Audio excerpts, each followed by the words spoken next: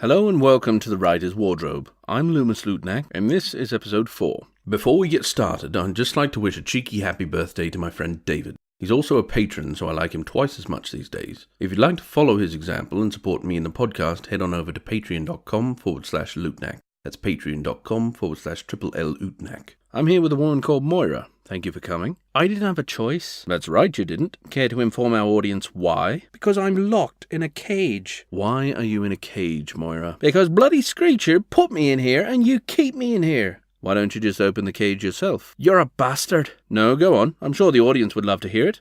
No? Would you like me to tell them? I'm stuck in a cage because I don't have opposable thumbs. That's right. And that's because I don't have a body. Yes, that's it. Your body was eaten by cannibals, and I suspect that's because you're a bloody pain to get along with. You're a bastard, and you're a bitch. You can't say that. I bloody well can. Ladies and gentlemen, if you're just joining us, young Moira is nothing but a head. She stole a tome of spells, made herself immortal, and suffered the consequences when she insulted a very hungry family. Filth! They're not filth, Moira. They are just desperate, much like the dwarf you forced into being your butler. Also filth! He's not filth either. Anyway, let's move past the pleasantries, shall we? You were very lucky to witness Screech's quest firsthand. Can you tell us a bit about what you saw? When that fat lummox wasn't busy stuffing his face, all I saw was inside of his saddlebags. I only ever got a view once he got a birdcage and stuck me inside it. That sounds like he was doing something nice. He's always doing something nice. That's why he gets into so much trouble. There were moments, I must admit, where I considered having him throw you in a swamp and leave you there.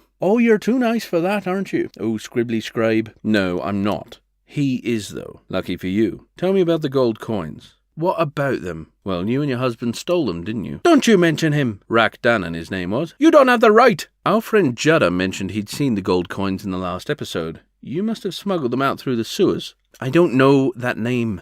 I wouldn't expect you to. He was an innocent maintenance worker at the time, and you and Rakdanan beat him to within an inch of his life because he found your bag of gold blocking a sewer grate. The pasty-looking fellow. That's him. Ah, I do remember.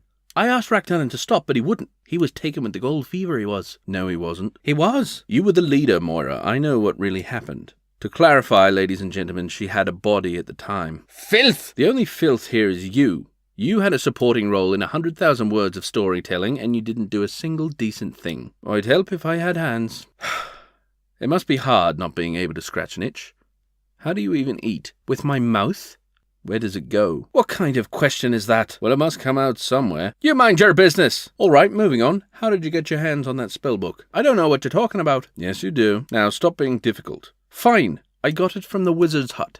You went inside his hut. Of course we did. It's the most interesting building in Northfall. It's 3 stories tall and shaped like a mushroom, except it's painted pink and purple so it looks more like a man's... Moving on. And he fancies himself a wizard, so we figured it was safe to assume he'd have something valuable inside. Immortality is pretty valuable, I'd imagine. I've wished myself dead or blind more times than I can count since gaining the affliction. Why, you bastard, do you keep giving that fat, hairy old bugger nude scenes whenever I'm around? Because deep down, Moira, you and I both know you deserve it. You are officially invited not to return to the Writer's Wardrobe until you fix your attitude, and apologize to Screecher.